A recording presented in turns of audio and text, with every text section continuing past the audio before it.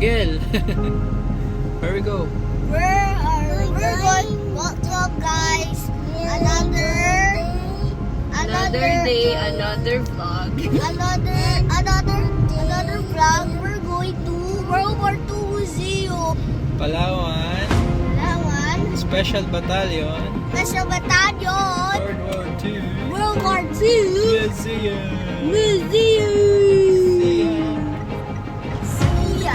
See ya. See ya. Yay! Tina, and yung son niya si Elkana. He's 5 years old, like DJU. Oh, yes. And then, it's Mami Fatima with Avi. They are also touch curated, tama? Yan. 5, mag-grade na siya next school year. Tapos yan si Mami Dayan, incoming grade mag-kinder and mag-touch curated sila. And us, kami po, we have, pala si Ezra and Mami Dayan. Tapos we have Miguel and Mateo, nursery, grade 1, we're doing touch curated po. So, ayan. Siguro before, let's go inside. Okay, wait for us. Mateo.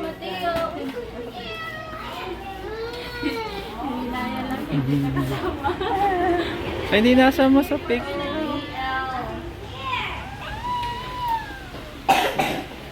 Morning and welcome to Palawan Special Battalion World War II Museum. And before we start, again, by the way, I am JL and I will be the museum guide for this museum. And gathered in this area.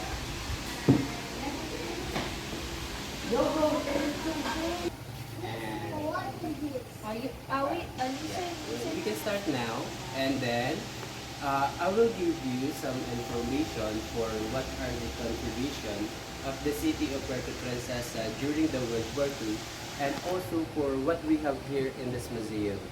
And can I ask you guys if you're familiar with Roman Catholic Church or the Immaculate Conception Cathedral in the Plaza Cuarto also? Yes, Because those two places had a big contribution during the war. And as you can see, come here. And as you can see, these pictures, this is the aerial view of the prison of Warta. But today, we tend to call that place the Plaza Cuarto. And during the war, they had at least 150 American prisoners here. And this man, as you can see, this is Lieutenant General Tayashi Kunishita, the commander of the Japanese during the war. And because of him, we have the Palawan massacre. And then when the night comes, the Japanese soldiers came here. And then once they are all inside, they pour the gasoline and then they set on fire. They burn the American prisoners alive. And unfortunately, out of 150, 139 died. They only have 11 survivors here. And one of the survivors, Corporal Rufus Smith William, what he did to survive is he jumped off this cliff and then he swam across this bay for almost 6 to 8 hours. And then while he's swimming, he got bitten by the small shark. And then he went to Iwahi. And if you are familiar with Iwahi, during the war, Iwahig is the U.S. headquarters, but today it's a prison camp headed by the Bureau of Correction. And this is the old structures of the Iwahig. And then, this is the old structures of Plaza Cuartel during 1944. And then, as you can see, this is the inside of the prison of Fort Camp, and they only have few designated beds, and the other Americans are forcibly slept on the ground because there are so many. And then, let's proceed here.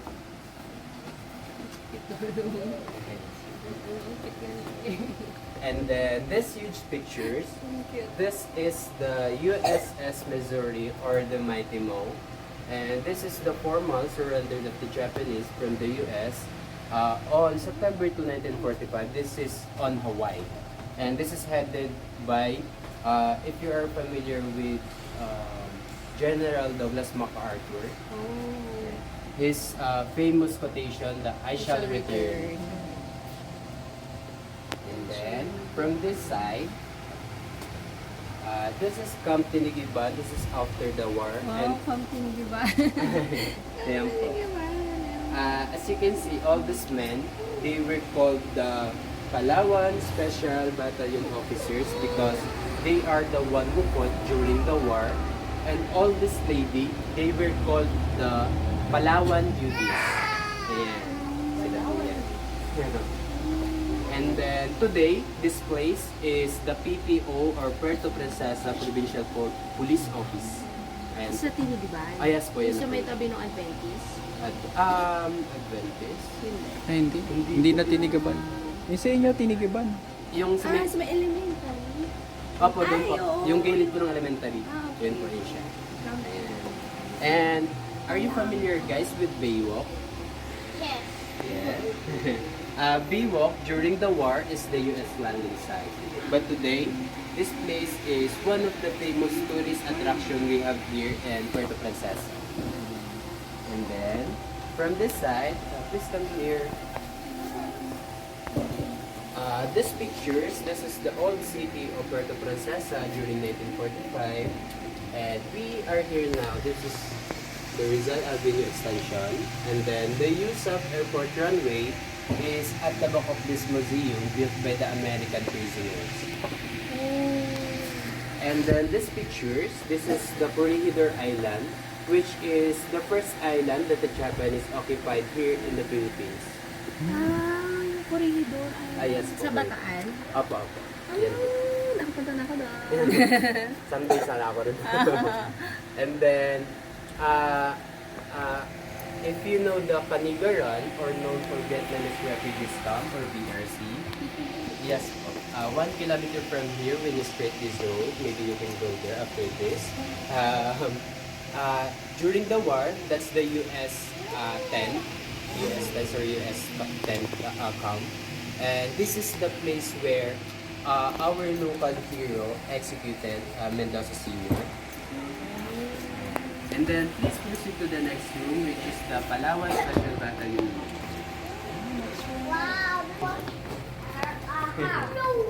Oh, listen kay teacher. Listen na, listen. And then, here in this museum, be careful, you might get hurt. Careful, listen lang, listen. And here in this museum, we have 6 galleries inside, and this is the most important part, the Palawan Special Battalion room. And as you can see, all the names that are listed in this wall, they are composed of 1,134 guerrilla. And as you can notice, the other names has red dots. And this means they have pictures above, donated by their families. And they are 1,134 guerrilla, but they only have 32 asserted rifle back then. They only have few limited shotguns. And the common armament they used to fight during the war is the machete or the bola. Ayan. Ayan. And kung sa mga hindi ko nakikita, from this side, meron naman po.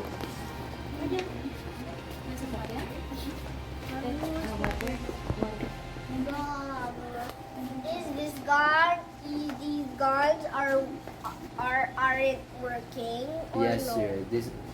This shotguns is not working now. And that one too. This one, what? It's not working. Yeah, because it's too old na, be. And probably the bullet is not hindi na reproduce. Yes. Baby. Oh, these are abandoned. I thought they were abandoned guns. Abandoned. What about these? What about Machete. This is machete or bolo, but in our language we call this Itak. And then Makinilya, be. from this side, as you can see, this is statue. This is Captain Hihinio Mendoza Sr. And It's he the local became the hero. local hero of Puerto Princesa. And during the war, 3 months before the Japanese occupied the Puerto, he helped the people or the civilian to leave the town. But unfortunately, on January 7, 1944, he was captured by the Japanese and beheaded in that place on the Canigara. But before the killing, he was asked by the Japanese soldiers to bow down, but he refused and never did. He said this word, "I only have one country and that is the Philippines." Grabe yung tao. Yan po. They are willing to die for And her then, country. this word, son, do not be afraid. Don't be sad. Not many are given the privilege to die for his country. He said this word to his son. We call him Sir Buddy, his junior. And Sir Buddy is the one who built this museum. But he passed away during the COVID-19 because of cancer naman po. Ayan. And then the currently owner of this museum, the one who manage is his grandson, if you're familiar po with Sir Matthew Mendoza. Yes. Yes. po. Ang label, eh. Yung mas kasing gwapo ko ba? Nahuli. And si Sir Matthew po is an actor here in the Philippines before, but today he is a city councilor of Puerto Princesa. Ayan. And from this side, guys, Ooh, the first notes. Miguel, oh. this One of them. currency, they call this the victory currency. This is printed by the United States after the war. And they call this victory currency kasi po, bukod po sa may victory at the back, and it's an indication po of the formal surrender of the Japanese from the US on the Mighty Mo or the USS Missouri. That's why our currency before is just like a dollar. Because the United States is the one who distributes. Parang Timor-Leste. Dollar din sila dun before. Ngayon, still now. Ayan. Pero may mga na sila coins na sarili nila. And then, this currency, this is the Palawan script money used by the Palaweños during the war.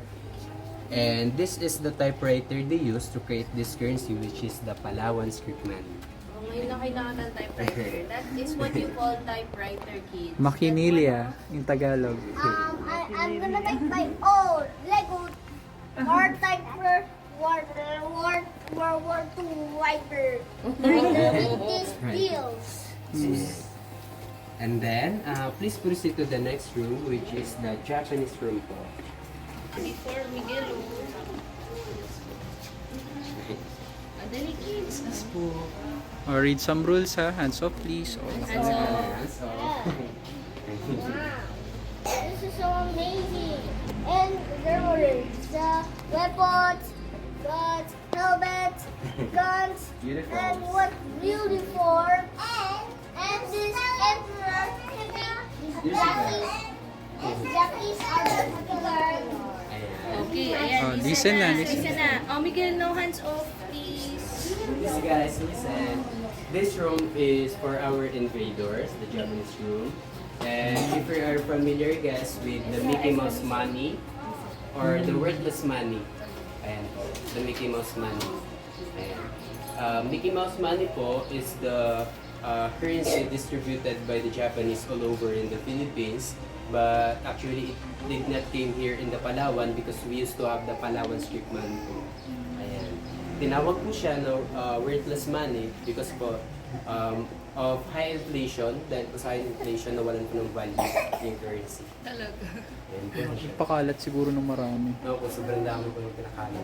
Kaya nagka-inflation. And then, this uniform, this is only a replica. But this one, this is authentic because this is donated by Kenji-san. And then Kenji-san grandfather participated during the rape of Nanking.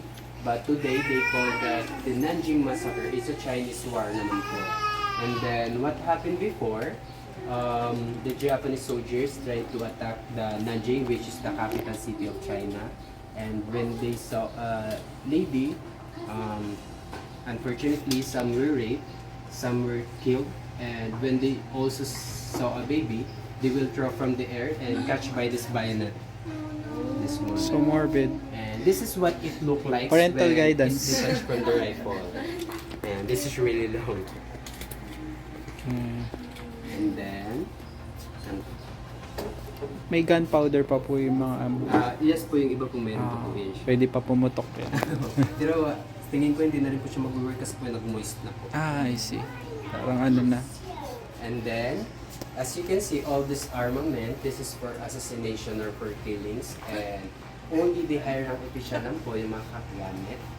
And then, yung difference niya po between this two and the other side, this is for ceremonial or for parade only. Pang parade lang nila. Ayan po siya. Oh, so cute.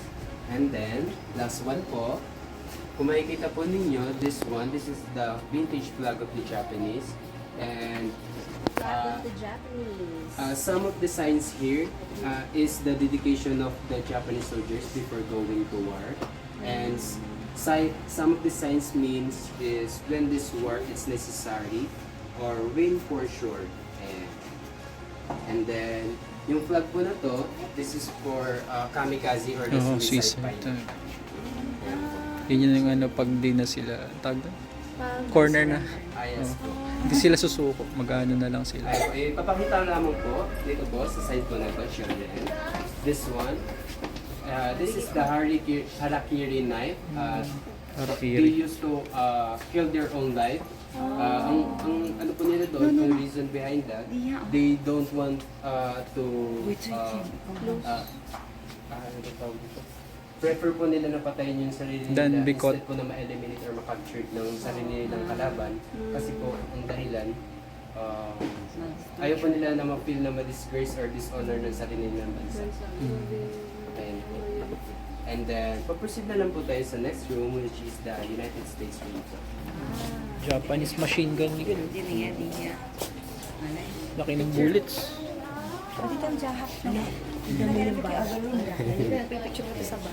Sarili.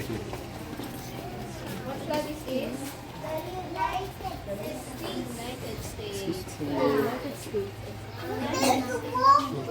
Looks like a rocket.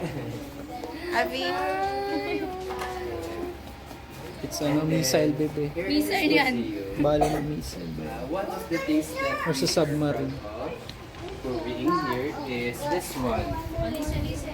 Listen guys, this clandestine canteen radio, because this radio they form or create like a water bottle, so they will not caught by the Japanese when they are spying before. Ayan. And then ginamit naman po ito siya from Kabanatuan. And then this one, this is the old structures of calculator. Ayan po. Amazing. Ito yung itsura niya. And this is the old.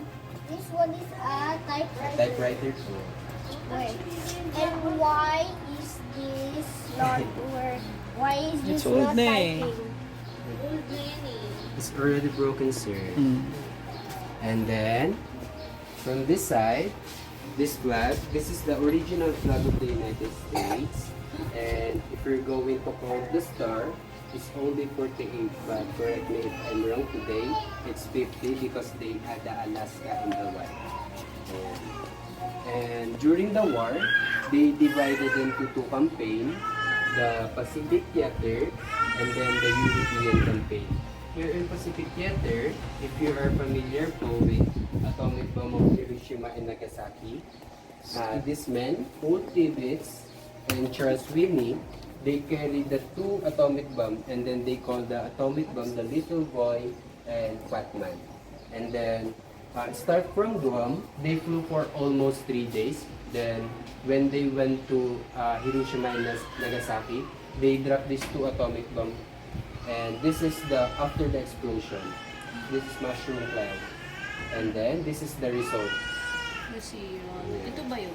Kuya? Ako ganyan din po yun. Ganito din. Pero mas malaki pa po yun. Oh, parang ganito din daw. An- Yung atomic bomb. And then, Bigger than you, Miguel. Smaller than me. alam ko po 1,000 pounds po yan. 1,000 pounds. Yung isa po 500. And then, Ay, alisin na. Ganyan ka alisin na. listen guys. Listen. After this, you can roam around and enjoy this museum. But now, this one, at the Enola Gay, this is the name of the mother of all Tibbets that they put at the head of the aircraft. Inola, ano? Enola Gay. Sounds familiar. Ayan po. And then, paproceed na lang po tayo sa susunod na room, sa multinational room. Germany. Yun na. Dami kasi sumakop sa atin yun. Everyone pushes me. What is there? Ayan.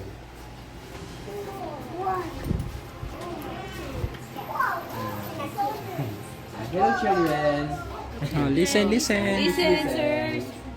And then, here in multinational room, they did part during the war, but they did not come here in the Philippines. And as you can see, all the uniforms here is only a replica.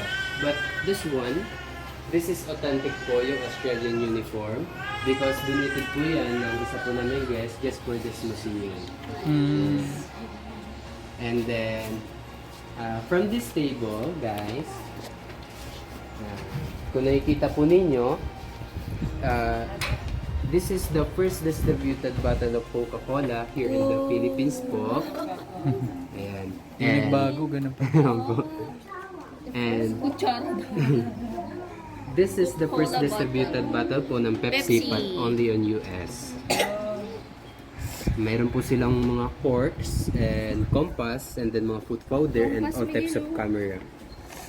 Yan yung mga gamit nila before compass. Ano ito, sir? Cork po siya, mga wine Ang opener. bukas ng wine. Ayan po siya. Tapos, food Food powder po. powder. Kasi wala na po silang time maligo nung that time po eh. Mga ano na pa yung pa. Food Athlete's foot. powder. Galing. And from the other side po, this is from Vietnam War naman po. Vietnam War. Kasama pa rin tayo doon. Lapit lang. Wala po, pero meron po silang naging part po dito kasi po dahil po din po sa may Vietnam refugees, may mga takas po. Kasi Tapos Kaya may Viet pumupunta Bill. dito. Oo. Pumupunta doon. Kaya rin po may Viet Bill ngayon yun po. Okay. Oh, Miguel, lolo ko dito, oh. Alisan na tayo, Dre. Ayan po. Isa po kasi yung Pilipinas sa tumanggap po sa Vietnam before nung tumakas po sila. Refuge, Nung oh. nagsettle po sila dito sa Pilipinas. And then, pag-proceed na lang po tayo sa Founders Corner po ng museum. Founders Corner. May exam mamaya ha. Tapos, Alisan din. Ay, dito po. Here is our Founders Corner. And this man, we call him Sir Buddy, the one who built this museum. And during his time po, he became an aviation officer. And then he also became a Philippine Coast Guard Auxiliary. And he also became a mayor in Free City of Palawan, which is the Puyo Island po. Ayan. And then, yung last part po ng museum, this is not part or related of World War II, but more on personal connection of the owner na lang po. And then hanggang dito lang din po sa museum po na to. Pwede na po kayo mag-roam at mag-enjoy po sa museum. Allowed po mag-pictures and mag-video. Pwede rin po kayong sumakay po doon po sa may sasakyan sa labas for pictures po. Meron pa sa labas. Thank you po. Enjoy po kayo sa museum. Salamat po. Thank you po. Thank you, kids. Say thank you to Sir JL. Thank you. Thank you Welcome po. po. Welcome po. Thank you. Ayan, then we can roam around, tapos picture tayo later dun sa mga vehicles that they use. Uy, ang dami guns. Oh. But Okay. when I grow up, this is gonna be my armor. Oh. Wow, look at that. Philippine Air Oh, Force. Later, tingnan na. Later, mamaya, ma-teacher will ask ka ano yung favorite of part. Oh. Okay. Do not touch it. Do not touch that. There's a treasure chest. Treasure. No, comfort chest. Treasure chest. No, comfort chest. Oh, treasure chest. Oh, Miguel, do not touch it. Yeah, I wanted to see what's inside the treasure. Maulo. Ay, this one looks like parang ano. Ito, makatiso. Na-preserve nila. What they call it? Mini cannon.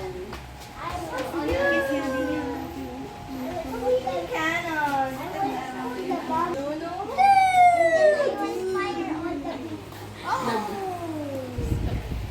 Lieutenant General, that's I will the be a uniform military of a officer.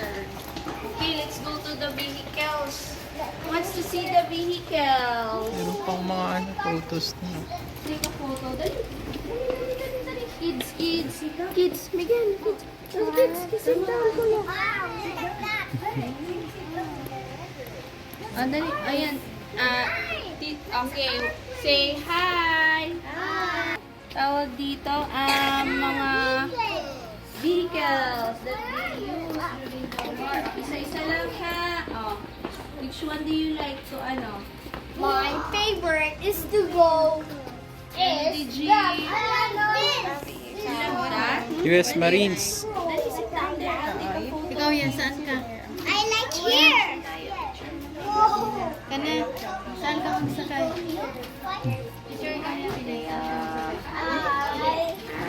Ganun ka, ganun, ganun. Let's go, Robert. No. Pew, pew, pew, pew. Say Abby, say hi.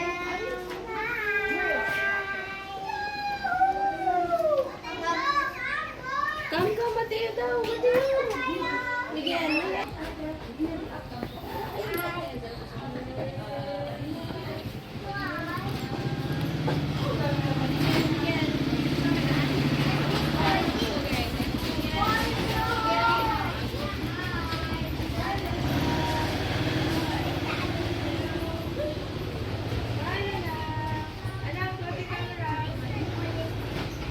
One, two, three, go. Mateo.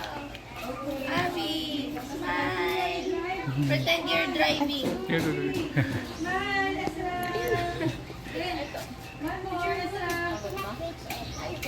So far, Sabi ang bag.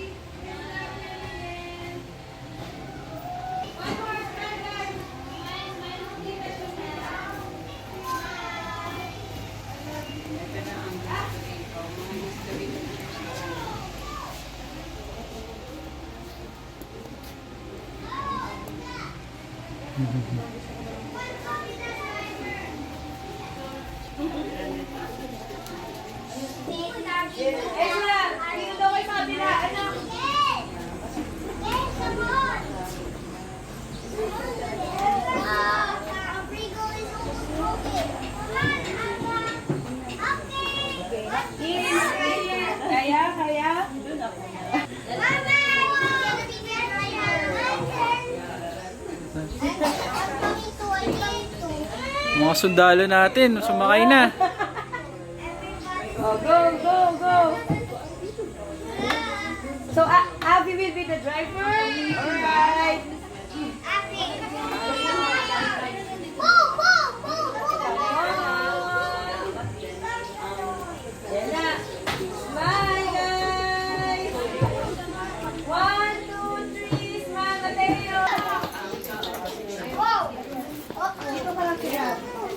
Hindi na kayo kasya.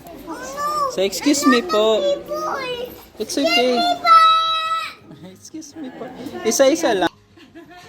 Double part. Sampo na si Miguel. Ay, si Miguel. Miguel! Stand po yan.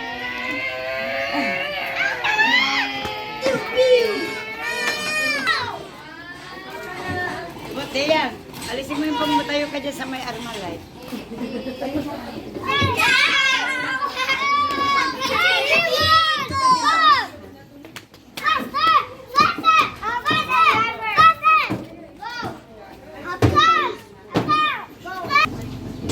You okay there, kuya?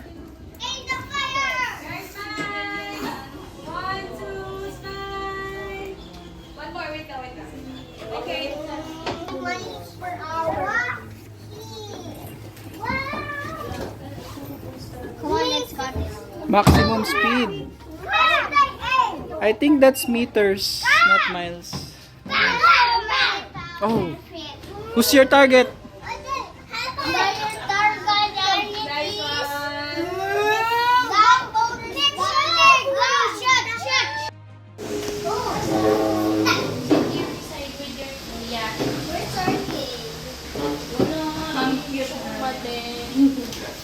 Cutie. Oh, everyone.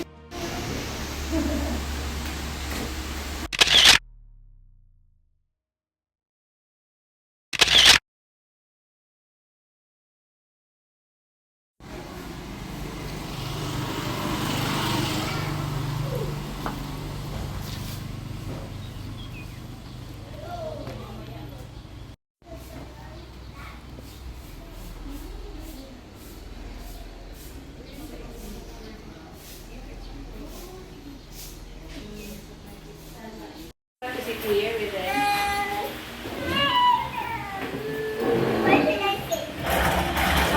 Where? Riding the truck.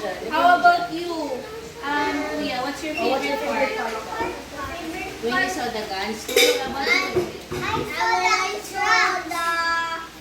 you? The big cannons. How about you, Aza? What's your favorite part on our tour? When you saw the guns too, no? Ang dami, right? How I about believe Ezra likes the cars too. Ezra, how about you what like your- the cars? What's your favorite on the tour? The what? Everything. Everything.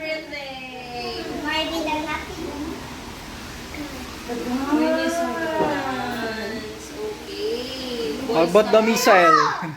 What's that? Vehicle. Ang cute.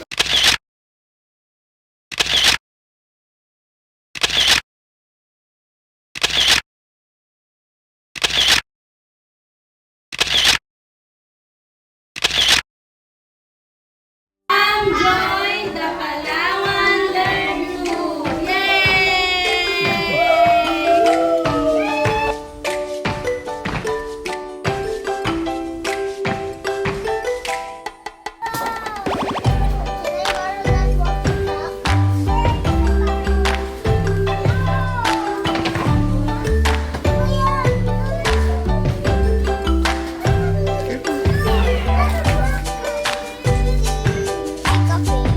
What's your favorite part of the tour, Miguel?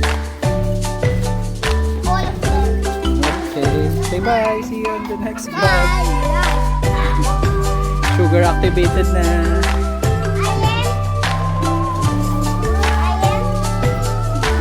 You're what? Spider-Man? Galing naman. Uy! May tabling pa. May carding pa.